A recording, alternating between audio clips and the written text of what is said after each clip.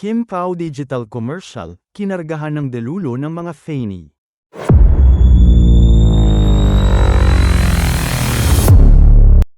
Ayaw tantanan ng mga solid Kim Pao sina Kim Chu at Paolo Avellino sa iniilusyon nilang totoong love story ng dalawa. Hindi na kontento ang ilang mga Fanny sa lumabas na digital commercial ad nina Kim at Paolo para i-promote ang ine-endorso nilang halo-halo ng isang Chinese fast food chain dahil sinahugan pa nila ito ng paandar. Mapapanood sa video na sabay na nagbabike sina Kim at Paolo, at nang magpahinga saglit umalis ang aktor. Pagbalik nito inabot niya ang halo-halo kay Kim at sabay silang kumain. Nakaposte sa X account ni @MSMG ang commercial na kinargahan ng delulo. Pagkaabot kay Kim ni Paolo ng halo-halo, at pa-focus sa refreshment biglang sumulpot ang icon ring na parang sinasabing may engagement na ang kapamilya actor. Tawang-tawa ang marami sa paandar, gaya nga ng nagposte ng video, hahahaha yung commercial na naging love story at may pasabog sa last part. At Jess0726, hahaha di na icing sa ibabaw ng cupcake, kundi singsing sa ibabaw ng halo-halo na.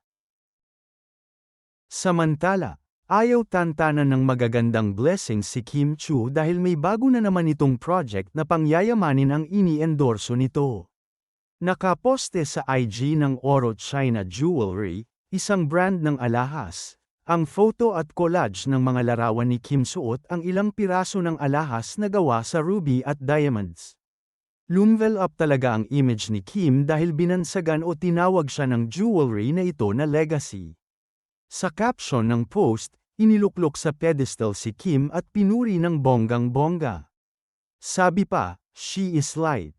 She is laughter. She is legacy." From the quiet moments behind the scenes to the spotlight she's never shied away from, Kim Chu has always worn her heart like gold authentic ally. Now she wears pieces that reflect who she truly is, strong, radiant, and everlasting. Lumalabas na magandang regalo ito sa kakatapos lang na birthday ni Kim, ang endorsement niyang ito sa isang jewelry company. Anyways, walang kaduda-duda ang patakam ni Kim Chu sa panahon ng tag-init nang ibalandre niya sa kanyang IG ang ilang mga larawan na nagpapakita ng walang kap-ares niyang alindog. Sa ilang larawan, ginulo ni Kim ang nagaganap na selection sa finals ng Miss Universe Philippines 2025 sa kanyang pa-beauty queen na angas ng kaseksihan. Kuha ang mga larawan sa ibabaw ng yate. Naglabas muli ng resibo si Kim kung bakit dapat siya talaga maging liquor calendar model ngayong 2025. Mula sa kanyang magandang mukha, pababa sa kanyang mapalad na balikat na pangmodelo, hanggang sa kanyang magandang figura at long legs, aakalain ng maraming hindi nakakakilala sa aktres, mapagkakamalan itong isang international model, sa kategorya ng mga Victoria's Secret Angel. Isa sa mga patakam ni Kim ay ang mataas na cut ng kanyang one-piece bikini na halos sumilip na ang pisngi ng kanyang mamahaling hiyas. Kahit naka-side view si Kim sa pose niya at kalahati lang ang nakuhanan sa kanyang katawan, masisipat pa rin ang pag-hello ng pisngi ng kabibe ni Kim.